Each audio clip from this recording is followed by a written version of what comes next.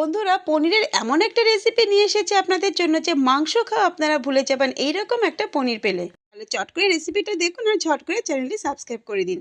পনিরগুলোকে আমি একটু ছোট ছোট করে কেটেছি, তার মধ্যে স্বাদ অনুযায়ী নুন, হাফ চামচ হলুদ গুঁড়ো, হাফ চামচ জিরের গুঁড়ো, ধনের গুঁড়ো, এক চামচ কাশ্মীরি লঙ্কার গুঁড়ো, হাফ চামচ গোলমরিচ গুঁড়ো, হাফ চামচ গরম মশলা, এক চামচ দিয়েছি টমেটো কেচাপ, এক চামচ সয়া সস, আর দিয়েছি হাফ চামচ লঙ্কার গুঁড়ো, তার সাথে কিছুটা কেশরি মেথি। ভালো মতো মেখে আমি 5 মিনিটের মতো রেখে দিয়েছি।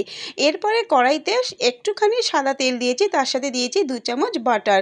তার মধ্যে পেঁয়াজ, রসুন, আদা, টমেটো সমস্ত উপকরণ দিয়ে ভালো মতো আমি 5 মিনিটের মতো রান্না করে নিয়েছি। তারপরে আগে থেকে সব মশলা দিয়ে যে ম্যারিনেট করে রেখেছিলাম পনিরটা, সেটা দিয়ে আরও 5 থেকে 7 মিনিট রান্না করেছি। নামানোর আগে দিয়ে দিয়েছি হাফ চামচ চিনি। চিনিটা দিয়ে একটু নাড়িয়ে চাড়িয়ে একটা প্লেটে তুলে নিয়েছি। বন্ধুরা, রুটি বলুন বা ভাত, দারুণ লাগবে খেতে যদি